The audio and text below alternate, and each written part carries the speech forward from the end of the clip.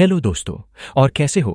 आज 20 अगस्त 2025 बुधवार के मुख्य समाचार और देश भर की तमाम बड़ी खबरों पर एक नजर डालते हैं। दोस्तों, पहले हेल्थ के बड़े खबरों पर नजर डालते हैं। यही भारत में जल्द मोटापा घटाने वाली गोलियां लॉन्च होने वाली हैं। अब तक इलाई लिली की माउंजारो और नोवो नॉर्डिस्क की वेगोवी इंजेक्शन के रूप में दी जाती थीं, लेकिन अब दोनों कंपनियां इन्हें पिल्स फॉर्म में लाने की तैयारी कर रही हैं। कीमतें अमेरिका में इंजेक्शनों जितनी ही हो सकती हैं, लेकिन आधिकारिक ऐलान अभी बाकी है। कंपनियों का कहना है कि मंजूरी और लॉन्च में कुछ महीने लग सकते हैं, यानी वजन घटाने का नया आसान इलाज आने वाला है। और क्या आप जानते हैं कि कैंसर से लड़ने में आपकी डाइट आपकी सबसे बड़ी ताकत हो सकती है? डॉक्टर तरंग कृष्णा का कहना है कि रोजाना इन 3 चीजों को अपनी डाइट में शामिल करना आपके शरीर को कैंसर से लड़ने में मदद कर सकता है। इसमें पहले आप ब्रोकली को खा सकते हैं, जो कैंसर से राहत पाने के लिए बहुत जरूरी है। अगर ब्रोकली उपलब्ध न हो तो फूल गोभी, जिसमें पेस्टिसाइड फ्री और ग्लूटेन फ्री होता है, इसे आप खा सकते हैं।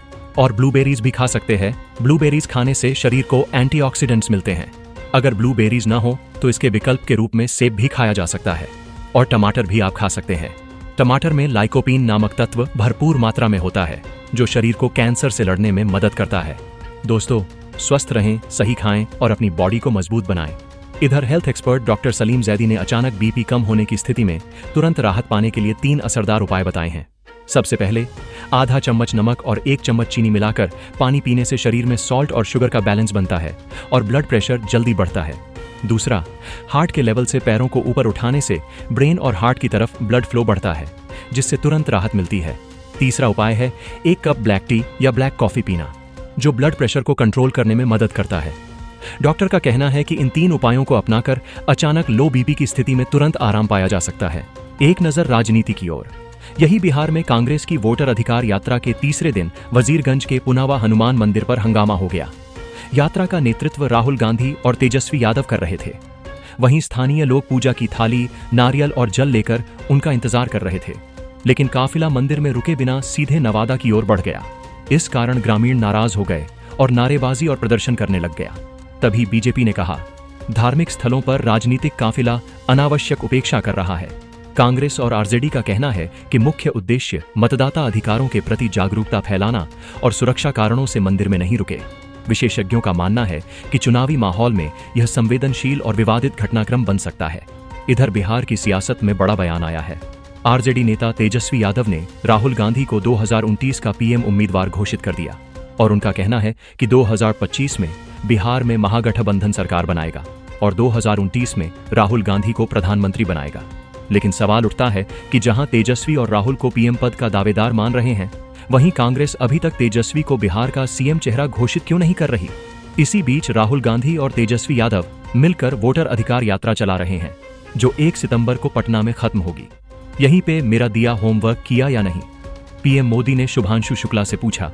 सवाल, अंतर्राष्ट्रीय अंतरिक्ष स्टेशन ISS पर एक्सियोम 4 मिशन की सफलता के बाद भारत लौटे भारतीय वायुसेना के ग्रुप कैप्टन शुभांशु शुक्ला ने पीएम नरेंद्र मोदी से उनके आवास पर मुलाकात की। पीएम मोदी ने उन्हें गले लगाकर स्वागत किया और वह तिरंगा भी देखा जो शुक्ला मिशन पर अपने साथ ले गए थे। बातचीत के दौरान पीएम मोदी ने मजाकिया अंदाज में पूछा, मेरा दिया होमवर्क किया या नहीं? जिस पर शुक्ला ने मुस्कुराते हुए जवाब दिया, बहुत अच्छी प्रगति हुई है सर। दरअसल ISS मिशन से पहले पीएम मोदी ने उनसे स्पेस मिशन की हर छोटी बड़ी जानकारी दर्ज करने को कहा था, ताकि गगनयान मिशन में मदद मिल सके। मुलाकात के दौरान शुक्ला ने पीएम को अपने अनुभव भी साझा की। इधर सुप्रीम कोर्ट ने बिहार के IPS अधिकारी अशोक मिश्रा को जमकर फटकारा। मामला हत्या के एक केस में हलफनामा दाखिल करने का था, जिसमें आरोपी के पक्ष में बातें थीं। अधिकारी ने कहा, गलती से हुआ, माफी मांगते हैं। कोर्ट ने साफ कहा, अपने आकाओं के आगे मत झुको, कानून और संविधान के प्रति वफादार रहो। अगर गैर कानूनी काम करने को कहें तो अपने विश्वास के लिए खड़े रहो। सैलरी नहीं कटेगी, ट्रांसफर हो सकता है। सुप्रीम कोर्ट ने कहा, दिमाग लगाओ, न्याय करो और हर हलफनामे को ध्यान से पढ़ो। यही बिहार में वोटर अधिकार यात्रा के दौरान अफरा तफरी। नवादा में राहुल गांधी और तेजस्वी यादव को ले जा रहे वाहन ने एक पुलिसकर्मी को टक्कर मार दी। पुलिसकर्मियों ने तुरंत उसे सुरक्षित निकाला और राहुल गांधी ने हालचाल पूछा। यात्रा में झारखंड के कई विधायक और कांग्रेस कार्यकर्ता भी मौजूद थे। विपक्ष का आरोप है कि बिहार में वोटर्स की लिस्ट से नाम काटे जा रहे हैं। चुनाव आयोग और बीजेपी मिलकर वोट चुरा रहे हैं। इधर मतदाता अधिकार यात्रा के दौरान बड़ा खुलासा। राहुल गांधी और तेजस्वी यादव नवादा पहुंचे। एक व्यक्ति को काफिले में थार पर बैठाया गया, जिसने कहा उसका नाम वोटर लिस्ट से काट दिया गया, जबकि वह लोकसभा में वोट और पोलिंग एजेंट भी रह चुका है। राहुल गांधी ने चुनाव आयोग और भाजपा पर आरोप लगाते हुए कहा, बिहार में लाखों लोगों के वोट चुराए जा रहे हैं। राहुल गांधी ने नरेंद्र मोदी और अमित शाह को और चेताया, चुनाव आयुक्त मिलकर वोट चोरी कर रहे हैं, लेकिन हम इसे रोकेंगे। यही बिहार कैबिनेट ने बड़े फैसले लिए। राजगीर में 2 और वैशाली में एक 5 स्टार होटल बनेंगे। सरकारी प्रतियोगिता परीक्षाओं का आवेदन शुल्क अब केवल 100 रुपये होगा। राजकीय शिक्षक पुरस्कार की राशि बढ़ाकर 30,000 रुपये कर दी गई और राजगीर अंतर्राष्ट्रीय क्रिकेट स्टेडियम से NH 120 तक 7 किलोमीटर की 4 लेन सड़क बनेगी और NH 30 को उन्नयन के लिए 533 करोड़ रुपए स्वीकृत किया जाएगा और कृषि बाजारों में ई-नाम सुविधा के लिए 6 करोड़ रुपए की वन टाइम ग्रांट दी जाएगी। इन फैसलों से पर्यटन, सड़क और शिक्षा में सुधार के साथ सरकारी कर्मचारियों और परीक्षार्थियों को राहत मिलेगी। अब कुछ विदेशी मुद्दों की ओर देखते हैं। अमेरिका से बढ़ते तनाव के बीच भारत और चीन के रिश्तों में नरमी दिख रही है। इसी कड़ी में चीन के विदेश मंत्री वांग यी भारत पहुंचे। अब बड़ा सवाल उठा पाकिस्तान फैक्टर का। दरअसल चीन को भारत का पड़ोसी और पाकिस्तान का सदाबहार दोस्त माना जाता है। जब चीनी प्रवक्ता माओ निंग से पूछा गया कि वो भारत पाकिस्तान के बीच तालमेल कैसे बैठाएंगे, तो उनका जवाब था साफ, भारत और पाकिस्तान दोनों ही चीन के अहम पड़ोसी हैं। चीन चाहता है कि दोनों मिलकर उचित समाधान निकालें। अगर दोनों की इच्छा हुई तो चीन सकारात्मक भूमिका निभाने को तैयार है। यानी सीधा संकेत, चीन मीडिएटर तभी बनेगा जब भारत और पाकिस्तान खुद चाहें। यही ट्रंप और पुतिन के मीटिंग में भारत को चेतावनी। अलास्का में ट्रंप और पुतिन की मीटिंग के बाद चर्चा है कि जेलेंस्की से भी बैठक हो सकती है। लुहांस्क, डोनेत्स्क और क्रीमिया पर सहमति बनने की संभावना है। इसका मतलब अमेरिका ने रूस को अपने पक्ष में कर लिया है। इससे भारत की रणनीति चुनौतीपूर्ण हो सकती है, क्योंकि रूस अब अमेरिका के साथ कदम मिलाकर चल सकता है। साथ ही ट्रंप चीन के साथ ट्रेड डील चाहते हैं। अक्टूबर में बीजिंग द्वारा संभव पहले रूस से करीबी बढ़ाकर चीन को अलग किया गया। अब रूस के साथ डील के बाद चीन को साधा जा सकता है। भारत को सतर्क रहना होगा, क्योंकि अमेरिका चीन रूस के नए बैलेंस में हमारे पड़ोसी देशों की स्थिति बदल सकती है। अब चलिए एशिया कप के कुछ खबरों की ओर चलते हैं। एशिया कप 2025 टीम ऐलान के दौरान प्रेस कॉन्फ्रेंस में पाकिस्तान से मैच का मुद्दा उठा, लेकिन जैसे ही चयन समिति अध्यक्ष अजीत अगरकर जवाब देने लगे, BCCI प्रतिनिधि ने बीच में रोक दिया। भारत 14 सितंबर को दुबई में पाकिस्तान से भिड़ेगा। पहलगाम आतंकी हमले के बाद दोनों टीमें पहली बार आमने सामने होंगी। इस बीच हरभजन सिंह और केदार जाधव जैसे पूर्व खिलाड़ी पाकिस्तान से खेलने के विरोध में हैं। टूर्नामेंट 9 सितंबर से UAE में शुरू होगा। वहीं टीम इंडिया में शुभमन गिल और जसप्रीत बुमराह की वापसी हुई है। यही BCCI ने महिला वनडे विश्व कप 2025 के लिए भारतीय टीम का ऐलान कर दिया है। टीम की कप्तानी हरमनप्रीत कौर करेंगी, जबकि स्मृति मांधना उप कप्तान होंगी। टीम में Pratika Rawal, Harleen Deol, Deepti Sharma, Jemimah Rodrigues, Renuka Singh Thakur, Arundhati Reddy, Archa Ghosh, wicket keeper, Kranti Goud, Amanjot Kaur, Radha Yadav, Shree Charani, Yastika Bhatia, wicket keeper और स्नेह राणा को शामिल किया गया है। भारतीय महिला क्रिकेट टीम का यह लाइनअप फैंस के लिए बेहद उत्साहजनक माना जा रहा है। टीम की यह मजबूत रचना विश्व कप में शानदार प्रदर्शन की उम्मीद जगाती है। इधर एशिया कप के लिए भारतीय टीम का ऐलान हो गया, लेकिन पाकिस्तान से मैच को लेकर राजनीति शुरू। कांग्रेस सांसद मणिक्कम टैगोर ने सवाल उठाया, पहलगाम आतंकी हमले के बाद क्या ऐसे समय में पाकिस्तान से खेलना सही है? टैगोर ने कहा कि BCCI केवल पैसे पर ध्यान दे रही है, आम लोगों की सुरक्षा को नजरअंदाज कर रही है। शिवसेना नेता आदित्य ठाकरे भी पहले ही पाकिस्तान से खेलने पर आपत्ति जता चुके हैं और जवानों की शहादत को याद दिलाया। भारत और पाकिस्तान की भिड़ंत 14 और 21 सितंबर को दुबई में होगी और फाइनल 29 सितंबर को। अब दोस्तों ट्रेडर्स और स्टॉक्स की खबरों पर नजर डालते हैं।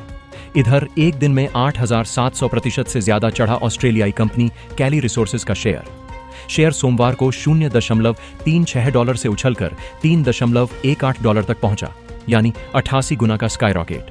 तूफानी तेजी के कारण स्टॉक एक्सचेंज को ट्रेडिंग रोकनी पड़ी। तेज उछाल की वजह कंपनी की घोषणा, दक्षिण ऑस्ट्रेलिया में रेयर अर्थ मेटल्स की ड्रिलिंग के लिए मंजूरी। अब ट्रेडिंग 20 अगस्त से फिर से शुरू होगी। यहीं पे ऑटो शेयरों में धमाका। 2 दिनों से शेयर बाजार तेजी पर है और इसका सबसे बड़ा फायदा ऑटो कंपनियों को मिला है। टाटा मोटर्स, मारुति सुजुकी और ओला इलेक्ट्रिक सबके शेयर शानदार उछाल पर हैं। लंबे समय से इन स्टॉक्स में गिरावट देखी जा रही थी, लेकिन 15 अगस्त को प्रधानमंत्री मोदी ने GST सुधारों का ऐलान किया और उसके बाद से ऑटो शेयरों में जबरदस्त तेजी देखने को मिल रही है। सेंसेक्स भी करीब 400 अंक तक उछला और आखिरकार 370 अंक ऊपर जाकर 81,644 पर बंद हुआ। वहीं निफ्टी भी 100 अंक चढ़कर लगभग 25,000 के स्तर पर बंद हुआ। साफ है कि जीएसटी छूट की खबर ने ऑटो सेक्टर को नई जान दे दी है। Brokerage firm Mirae asset Sharekhan ने 5 शेयरों पर दांव लगाया है। आने वाले 3 से 4 हफ्तों में ये 20% तक रिटर्न दे सकते हैं। पहला तो बजाज ऑटो है, जो 8,500 से 8,573 रुपए में खरीद सकते हैं और टारगेट 9,300 से 9,800 रुपए तक है और 14% तक ये रिटर्न देगी। और दूसरा नायका है, जो 215 से 218 रुपए में खरीद सकते हैं और टारगेट 243 रुपए तक है और 15% तक ये रिटर्न देगा। तीसरा बजाज फिनसर्व, जो 1,990 से 2,010 रुपए में खरीद सकते हैं और इसका टारगेट 2,200 से 2,340 रुपए तक है और 18% तक रिटर्न देगी। और चौथा टाइटन है, जो 3,470 से 3,510 रुपए में खरीद सकते हैं और टारगेट 3,750 से 3,900 रुपए तक है और 12% तक रिटर्न देगी। यही पांचवा पीबी फिनटेक है, जो 1,865 से 1,895 रुपए में खरीद सकते हैं और इसका टारगेट 2,100 से 2,240 रुपए तक है और ये 20% तक रिटर्न देगी। यहीं पे ब्रोकरेज ने कहा, गिरावट पर खरीदारी करें और स्टॉप लॉस के लिए बताए गए स्तरों का ध्यान रखें। अब दूसरे खबरों की ओर चलते हैं। यहाँ 78 साल बाद टूटी बेड़ियां। गुजरात के बनासकांठा जिले के आलवाड़ा गांव में दलितों को अब गांव में ही नाई की दुकान पर बाल कटवाने का अधिकार मिल गया है। आजादी के बाद भी दशकों तक यहाँ के दलितों को पड़ोसी गांव जाकर बाल कटवाने पड़ते थे, लेकिन हाल ही में मामला पुलिस तक पहुंचा और हस्तक्षेप के बाद 7 अगस्त से गांव में ही दलितों के बाल काटने की शुरुआत हुई। यही छत्तीसगढ़ के कर्मचारियों के लिए बड़ी खुशखबरी है। मुख्यमंत्री विष्णुदेव साय ने किया ऐलान, महंगाई भत्ता का अब 53% से बढ़ाकर 55% हो गया है, यानी अब राज्यकर्मी भी पाएंगे केंद्र सरकार के कर्मचारियों के बराबर डीए। इधर 1983 की वर्ल्ड कप जीत याद है, उसी टीम का हिस्सा थे कीर्ति आजाद। कमाल की बात यह है कि उनके पिता भागवत झा बिहार के मुख्यमंत्री रह चुके हैं। कीर्ति ने 7 टेस्ट मैच और 25 वनडे खेले हैं और अब राजनीति में छक्के और चौके मार रहे हैं। आज वो टीएमसी से सांसद हैं। यहीं पे दिल्ली में अब धीरे धीरे बदलने वाला है बसों का चेहरा। केंद्र सरकार ने राज्यसभा में बताया कि दिल्ली परिवहन निगम डीटीसी और क्लस्टर सेवा के तहत चल रही 2,743 सीएनजी बसें अगस्त 2031 तक चरणबद्ध तरीके से हटा दी जाएंगी। भविष्य में बसों की खरीद केवल इलेक्ट्रिक बसों की होगी। सरकार का लक्ष्य है कि कुल 11,000 बसों में से बड़ी संख्या इलेक्ट्रिक बसों की हो। इसका मतलब साफ है, दिल्ली की सड़कों पर अब धीरे धीरे हर जगह इलेक्ट्रिक बसें ही नजर आएंगी। आज के लिए इतना ही दोस्तों। अगर आपको हमारा वीडियो पसंद आया हो तो इसे लाइक और शेयर जरूर करें। साथ ही देश भर की खबरें चैनल को सब्सक्राइब करके बेल आइकन दबाना न भूलें, ताकि आप रोजाना ताज़ा और जरूरी खबरों से जुड़े रहें। आप अपना और अपने परिवार का ध्यान रखें। हम फिर मिलेंगे अगले अपडेट में। तब तक के लिए जय हिंद, जय भारत, वंदे मातरम।